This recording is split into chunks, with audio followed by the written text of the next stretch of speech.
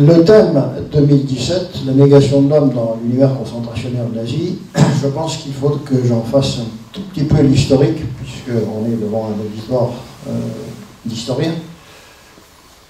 Je l'ai proposé à 3 reprises. Il n'a été adopté que cette année, enfin pour cette année.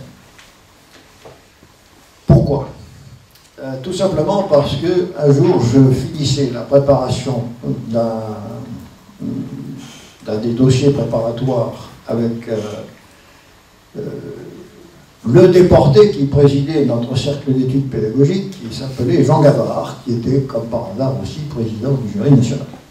À l'époque, je crois d'ailleurs qu'il ne l'était plus, il avait passé la main, mais il l'avait présidé. Et nous discutions un peu du contenu de ce dossier, et Jean Gavard me dit, se tourne vers moi à la fin, il me dit, mais vous savez, monsieur Lescure, finalement, les camps de concentration, c'était la négation de l'homme. Et je dois vous dire que cette phrase de Jean Gavard m'est restée gravée dans la mémoire, et j'ai toujours eu dans l'idée de proposer à l'adoption du jury national un thème qui tourne autour de cette formulation. Alors, il n'est pas le seul à avoir adopté ce vocable, mais de sa bouche, ça m'a quand même inspiré.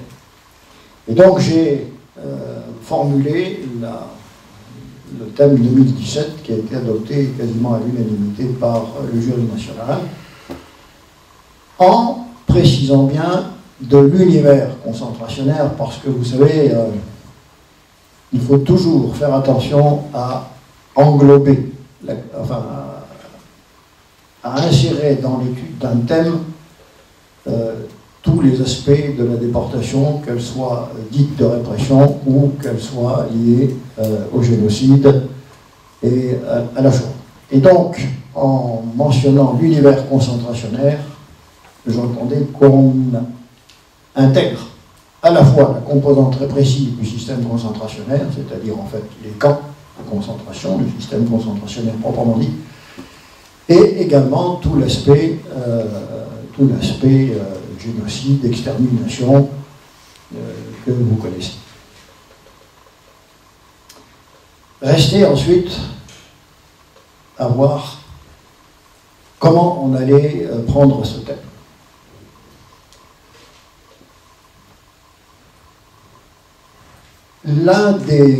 Alors bien sûr, j'ai constitué avec le président du conseil scientifique de la Fondation, qui s'appelle Sergio Olikov, qui est un historien, un groupe de travail, et notre préoccupation première a été de voir par quel biais on allait rentrer dans cette thématique. Au fond, vous savez, un thème de concours, c'est toujours une façon ou une autre de rentrer dans ce système concentrationnaire ou génocidaire, avec des angles d'attaque qui soient un peu différents, mais qui permettent de se poser les questions sur ce phénomène qui était complètement atypique dans l'histoire de l'humanité, qui a été le système mis en place par le régime nazi. Alors nous avons, c'est comme ça d'ailleurs que la brochure, que le document a été articulé, nous avons vu 3 composantes, si vous voulez, dans ce thème. La première réflexion est liée à l'idéologie. Quelle a été... On peut rentrer d'ailleurs dans la démarche pédagogique de travail, on peut rentrer de 2 façons dans ce thème. Premièrement par l'idéologie. Quel est le poids de l'idéologie? Je vais y revenir pour dire en quoi il est intéressant de rentrer dedans. Et deuxièmement, par la mise en œuvre de cette idéologie, c'est-à-dire en fait le processus auquel on a assisté, processus de déshumanisation, processus d'extermination, qui était finalement la manifestation concrète de ce qu'était la négation de l'homme. Et puis nous avons tenu à ajouter une 3e dimension. Et alors cette 3e dimension n'est pas tout à fait innocente. Je vous dirai pourquoi tout à l'heure. Alors, sur l'idéologie, la mise en œuvre, je crois qu'il y a une première remarque à faire qui me paraît importante de bien distinguer. Dans la négation de l'homme, il s'agit, à travers sa formulation, il s'agit d'un état d'esprit. Il s'agit de la formation d'une mentalité. La négation de l'homme, c'est un acte intellectuel, si j'ose dire au départ, à ne pas assimiler avec la déshumanisation qui en était la manifestation et la mise en œuvre. Et je pense qu'il est important, au départ, de bien faire cette distinction. Et par conséquent, se poser la question, mais comment en est-on arrivé là?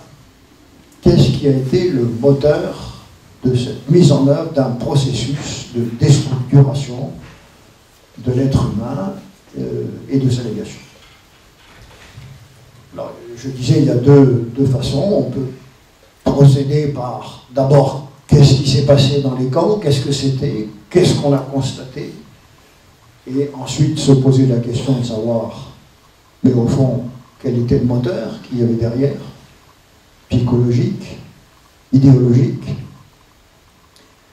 ou bien rentrer par j'allais dire, le problème idéologique lui-même, savoir comment les esprits ont été travaillés pour arriver à mettre en œuvre un tel processus de déshumanisation.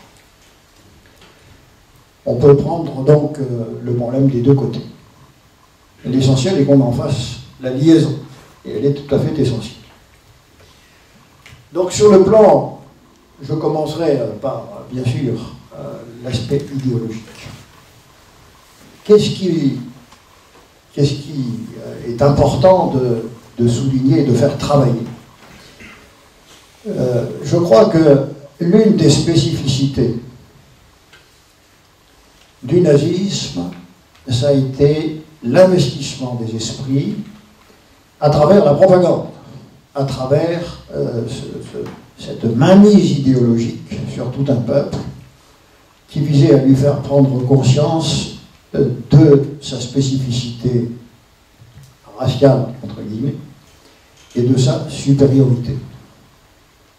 Alors, on objecte souvent qu'il y a eu effectivement des réfractaires, qu'il y a eu un certain nombre de résistants allemands.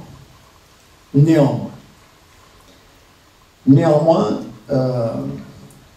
quand vous inculquez à quelqu'un pendant des années et à travers tout le système éducatif et de propagande qui a été mis en place, vous êtes les meilleurs, vous êtes les plus forts, et les autres sont quantité négligeable ou sont des sous-hommes, ils finissent par le croire. Et ce qui me fait dire qu'ils finissent par le croire, c'est un document dont d'ailleurs on aurait pu, je lis mon ordinateur, on aurait pu s'inspirer aujourd'hui, mais bon, peu importe, qui a été réalisé sur les écoles de formation hitlérienne. Et vous avez des témoins, enfin des témoins, des anciens élèves qui ont pratiqué ces écoles d'Adolf Hitler, qui reconnaissent eux-mêmes qu'ils ont été pénétrés par cette idée. Et qui reconnaissent eux-mêmes, à force de leur dire « vous êtes les meilleurs, vous êtes les plus beaux, vous êtes les plus forts », ils ont fini par croire et par adhérer à cette propagande. Partant de l'idée qu'ils sont donc à part, et sur le plan racial et sur le plan des qualités du peuple, on a construit progressivement une image négative des autres. Alors, singulièrement, bien sûr, parce que c'était un des fondements de l'idéologie nazie et des convictions d'Hitler, singulièrement, bien sûr, par l'antisémitisme qui est devenu une politique d'État, mais également à l'égard des autres races. entre guillemets toujours, hein, quand j'utilise le mot race, c'est pour entre guillemets. Vous savez très bien aussi que les Slaves étaient considérés comme des sous-hommes, que les Africains, et je me réfère là à la réaction d'Hitler aux Jeux Olympiques de 1936, quand Owen a gagné la finale du 100 mètres, il est parti en quittant le stade furieux qu'un noir ait pu battre un Allemand, etc., etc. Alors, quand on réalise le poids et l'impact de l'idéologie, il ne faut pas ensuite s'étonner que dans la pratique, on en arrive à ce à quoi on a assisté. Alors, je me réfère là, et je voudrais faire une parenthèse sur ce point parce qu'il me paraît important. Vous avez peut-être entendu parler de l'historien Jacques Semelin, qui est à l'origine de la construction d'un site sur les violences de masse au XXe siècle. Et j'avais invité Jacques Semelin un jour, ou un soir du moins, à venir animer une soirée débat à la Fondation. J'avais été particulièrement intéressé par l'étude et les conclusions qu'il a présentées devant. Je les résume en très peu de mots. Les violences de masse résultent essentiellement de la construction de l'image négative de l'autre, entretenue, et c'est ça qui me paraît important, par le discours politique, le discours intellectuel, parfois le discours religieux, et aussi ses répercussions par le discours familial. Et qu'à partir du moment où l'image négative de l'autre est ancrée dans les mentalités et dans les psychologies, il suffit que survienne une crise et que l'on exploite cette image pour faire un adversaire fictif, certes, mais un adversaire ou un bouc émissaire, et on peut basculer dans la violence de masse. Alors le mécanisme de passage à l'acte est difficile à définir, mais il n'empêche qu'en ce qui concerne le nazisme, on a assisté au passage à l'acte. Et à quels actes?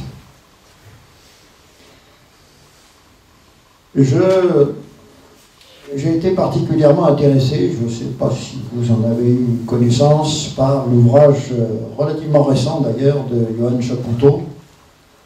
Je crois qu'il s'intitule « La loi du sang, penser et agir en Asie ». Nazi, N-A-Z-I, pas en Asie, A-S-I-E. Alors, que démontre Johann Chapoutot dans son ouvrage? Ça m'a particulièrement intéressé et en même temps impressionné. Intéressé parce que il fait ressortir un phénomène dont on n'a pas forcément connaissance, qui est celui de la défense du sang. Car une partie de la propagande nazie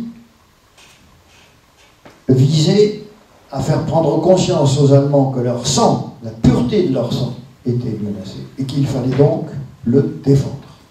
Et le défendre, c'était aussi par la destruction de ceux qui pouvaient dévaloriser ou contaminer la pureté de la race allemande. Il y a donc une spécificité tout à fait importante dans l'idéologie nazie, qui est celle de la pureté du sang.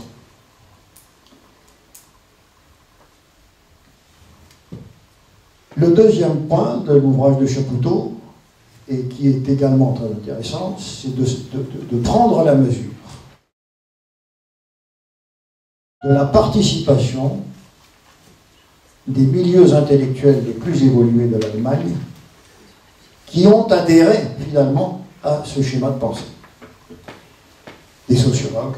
Alors vous savez, l'Allemagne des années 20, c'était quand même l'un des pays les plus évolués d'Europe. Plan intellectuel, ils collectionnaient les prix Nobel. Comment le monde, par exemple, médical, qui a été l'un des plus nazifiés au plan de l'adhésion au parti, avec les qualités qu'on lui connaissait, comment ce monde a-t-il pu adhérer à une idéologie aussi dévoyée? Le monde philosophique, le monde industriel. Il ne faut pas croire que le nazisme, c'était exclusivement des égarés ou des gens en situation d'échec social qui ont constitué la base idéologique.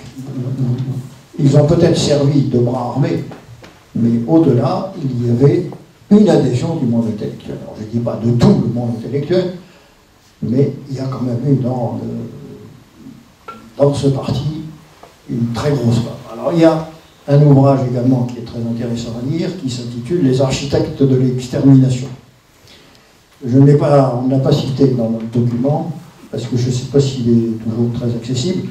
Ce livre a été écrit par deux historiens allemands qui s'appellent Götzali et Susan Heim, qui se sont particulièrement intéressés au rôle de la technostructure allemande dans la préparation et l'exécution, peut-être pas l'exécution parce que c'était la SS qui en était particulièrement chargée, mais au moins dans la conception même du génocide et de cette notion de dépopulation. Vous n'ignorez pas que l'Allemagne était un pays qui était privé de colonies et qui avait décidé de créer ses propres colonies en occupant les territoires de l'Est. Et les concepteurs et les démographes, ce qu'on appelait les spécialistes en ingénierie sociale, qui ont étudié les modalités de l'occupation des territoires conquis et colonisés, ont préconisé un rééquilibrage économique des régions occupées par la dépopulation. Ce qui fait finalement aboutir à l'idée qui a été d'ailleurs formulée par Himmler, voire Göring, de 30 millions de morts au minimum pour rééquilibrer la démographie dans les territoires de l'Est. Alors ça c'est l'aspect idéologique.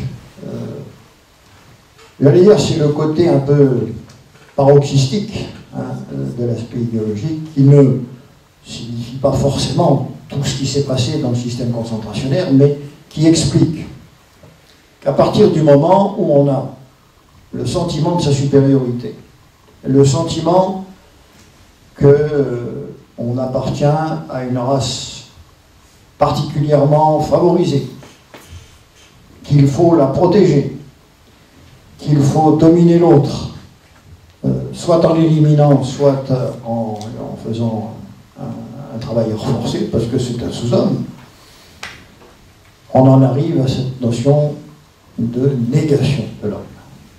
Alors il y a un autre aspect aussi qui est lié à cette négation de l'homme. Vous savez, ça a été la remise en cause par le nazisme de toutes les valeurs des Lumières, l'unité des Lumières et de la Révolution française. C'était l'ennemi idéologique du nazisme. Pourquoi? Parce que toutes ces idées issues des Lumières, finalement, visaient à l'émancipation de l'homme, à l'épanouissement de l'individu. Or, l'un des points essentiels de l'action psychologique du nazisme, c'était précisément d'éviter l'individualisation. Il fallait que l'Allemand n'existe que par son appartenance à une communauté raciale. Il n'avait pas d'existence personnelle. Et ça s'est traduit psychologiquement d'ailleurs par le fait qu'il y a eu une espèce de transposition des consciences individuelles sur les leaders du parti, et notamment sur Hitler, bien entendu. On ne pensait qu'à travers lui, et la conscience du peuple, c'était lui. il fallait neutraliser les réactions individuelles. Donc on a une double démarche idéologique dominante, raciale, et en même temps robotisation, peut-être un peu exagéré comme terme, robotisation de l'individu qui n'était plus qu'un rouage dans une collectivité. Et donc un exécutant était prié de se soumettre aux ordres et d'obéir aux directives du Führer et du parti. Voilà pour l'aspect idéologique. Alors on peut revenir parce que bien sûr, je ne vais pas monopoliser la parole, je souhaite aussi qu'il y ait des échanges avec vous. Voilà pour l'aspect idéologique le plus important à retenir, je crois, c'est celui-là. Alors à partir de là, troisième ouvrage important, il y a eu de Peter Langerich une biographie d'Himmler. Je pense pour les enseignants qu'il est important de prendre connaissance de ce livre. Je crois qu'il est cité d'ailleurs dans la brochure parce que on a dû prendre quelques citations. Alors là, ce qui est intéressant, c'est de voir comment ce personnage qui est, vous savez, qui a joué un rôle majeur dans à la fois le génocide et dans le système concentrationnaire, a conditionné ses troupes, en d'autres termes, la SS, a conditionné ses troupes au mépris de l'autre. Ce qui a fait écrire un personnage que j'aimais bien, qui s'appelait Pierre Truche, il était premier président de la Cour de cassation, et il était procureur de la République au procès Barbie. Et un jour, je lui avais demandé de préfacer un des dossiers du concours. Il m'avait envoyé un document qu'il terminait en disant « Et finalement, on a assisté à une espèce d'équation où 1 n'étant plus égal à 1, mais à 0, le meurtre devenait naturel. Le meurtre devenait finalement banal. » Eh bien, dans ce livre de Peter Langerich sur Himmler, il est intéressant de voir comment il a conditionné les esprits et comment il les a amenés aussi bien à banaliser le crime qu'à le bureaucratiser. Et notamment, vous savez que la caractéristique de l'action génocidaire, comme de l'élimination des vies inutiles, parce que c'est aussi un des aspects intéressants de l'idéologie, que cette question a été bureaucratisée, c'est-à-dire dont on a fait de chaque exécutant un rouage. Quand je dis que ça a été des crimes bureaucratiques, c'est que chaque exécutant était déconnecté de la finalité finalement de l'opération. Et quelque chose qui est caractéristique de l'action bureaucratique, c'est quand on déconnecte le travail de chacun de sa finalité. Alors c'est particulièrement caractéristique dans la défense de Eichmann à son procès à Jérusalem. Ou à Jérusalem, comme tel, je ne sais plus, peu importe. Eichmann, nous en avons cité d'ailleurs un extrait dans le document, explique qu'il était responsable, mais qu'il n'a pas participé à des mises à mort, qu'il était responsable simplement de l'organisation, du regroupement et du transport des Juifs en Europe. Et que, bon, après, ce qu'on faisait, ce n'était pas son affaire. C'est quand même intéressant de voir à quel point, à ce niveau du RSHA, le responsable arrive à faire comprendre que, bon, finalement, il n'était qu'un simple rouage, il exécutait les ordres sans se poser de questions. Autre exemple aussi, qui est intéressant, et cet exemple-là est tiré de l'ouvrage de Goethe-Sally et Susan Haid, la conférence de Wannsee. La conférence de Wannsee, en janvier 1942, a réuni un certain nombre de hauts responsables nazis. Bon, je n'ai pas leur nom en mémoire, je ne vous les citerai pas, mais enfin, elle était organisée par Eichmann et Heydrich. Et donc, tous ces hauts responsables se sont retrouvés autour de la question juive. Et Goethe-Sally dit dans son commentaire, il y aurait pu y avoir une opposition, il y aurait pu y avoir une résistance à cet insupportable crime de masse qui se préparait. Et s'il n'y en a pas eu, c'est parce que, d'une part, les esprits étaient conditionnés au fait que le juif était indésirable, en Allemagne en tout cas, et deuxièmement, ça correspondait à leurs intérêts. Je pense notamment, il me semble me rappeler que Hans Frank faisait partie de la conférence de Wannsee, et les juifs qui étaient dans les ghettos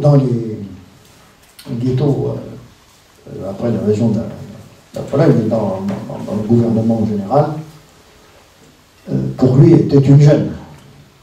Et donc ses intérêts, c'était aussi de s'en débarrasser. Or, il n'y a eu aucune protestation.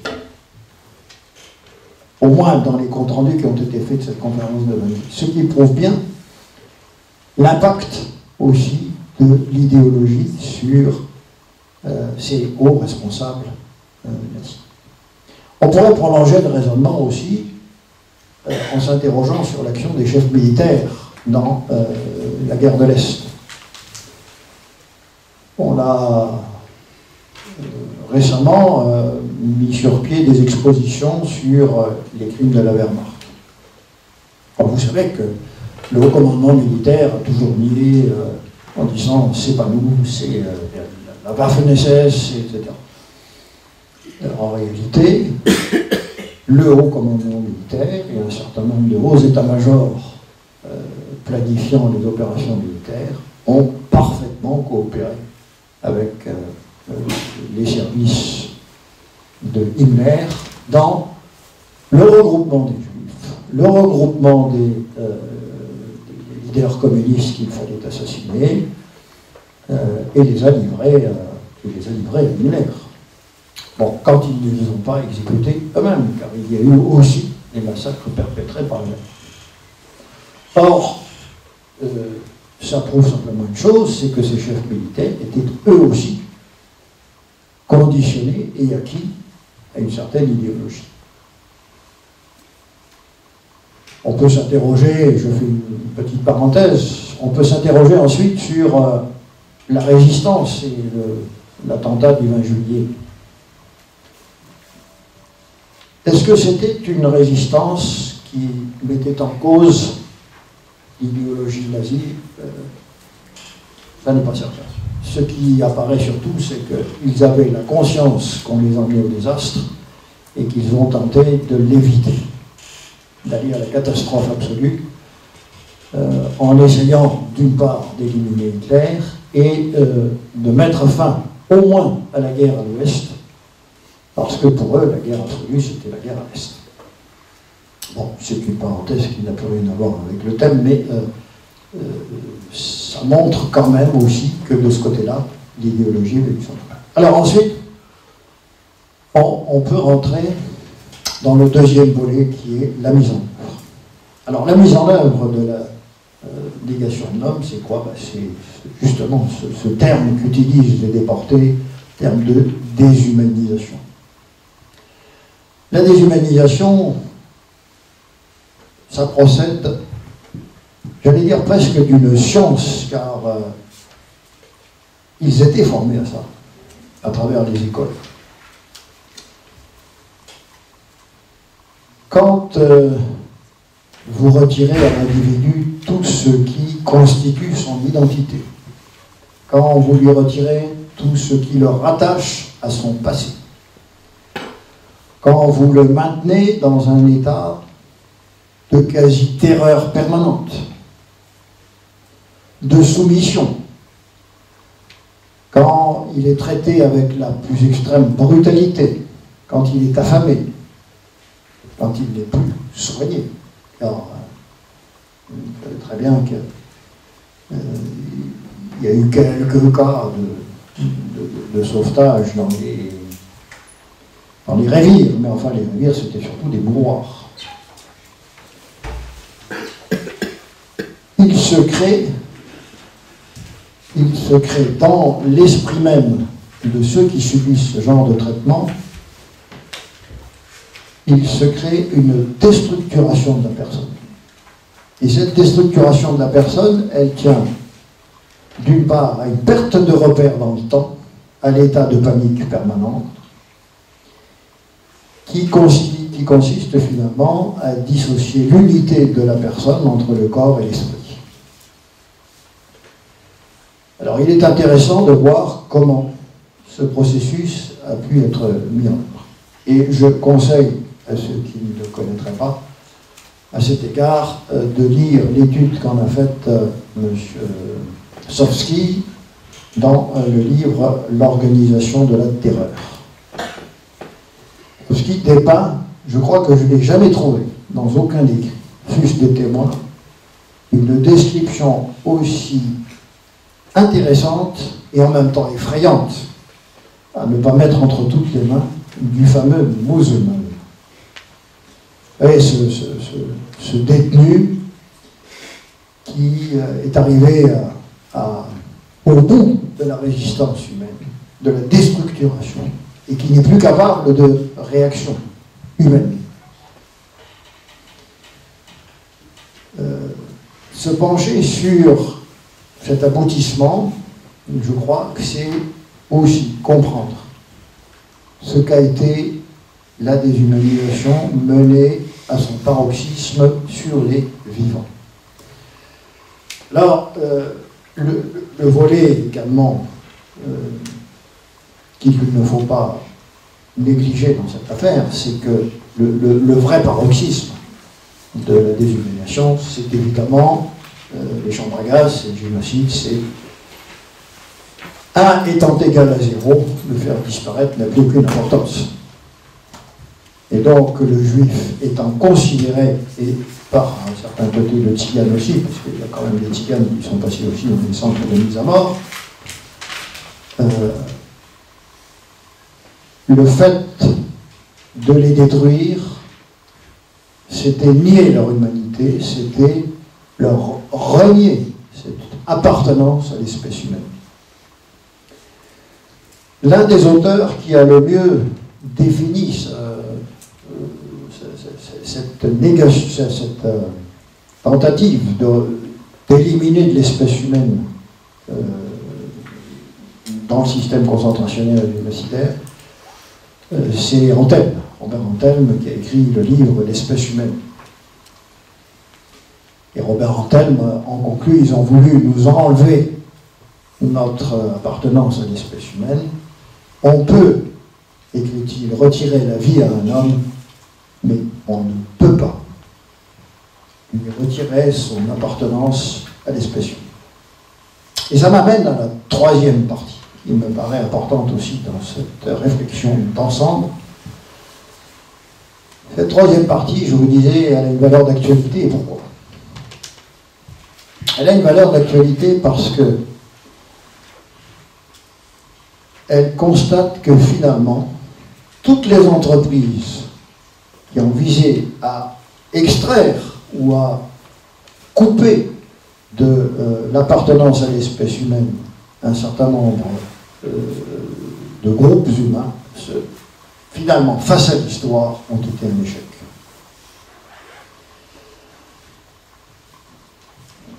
Alors dans cette partie, on a fait ressortir, d'une part, la lutte, le combat des détenus pour rester des êtres humains, quand ils l'ont pu, ils l'ont fait,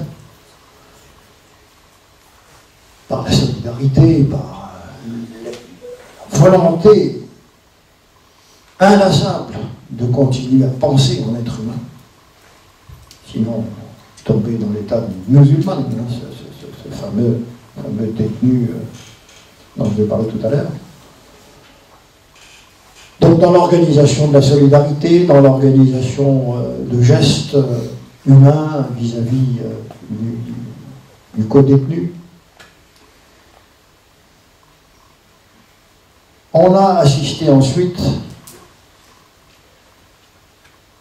dans toutes les associations, dans tous les milieux d'anciens détenus, à la réhabilitation des noms des disparus. Alors, évidemment, l'un des principaux que je citerai, c'est le travail de Serge Larsen, qui a été rechercher les noms de tous les juifs de France qui sont partis pour les chambres à gaz, dans l'anonymat le plus complet. Ils n'étaient pas immatriculés, ils n'étaient pas recensés, ils étaient purement et simplement éliminés. Et donc, on a eu de cesse que de leur rendre leur humanité, de leur rendre leur appartenance à l'humanité. Et la même chose s'est faite pour les disparus du système concentrationnaire par toutes les amicales de camp. Ils n'ont eu de cesse que de faire des mémoriaux, de dresser la liste de leurs camarades disparus, de les faire connaître. Les historiens ont pris le relais. Et finalement, quand on fait le bilan, la démonstration est claire. L'histoire a rendu leur humanité à ceux à qui on a voulu l'enlever. Et je crois que c'est une des leçons importantes de ce thème. On peut également s'orienter vers la réhabilitation des droits de l'homme.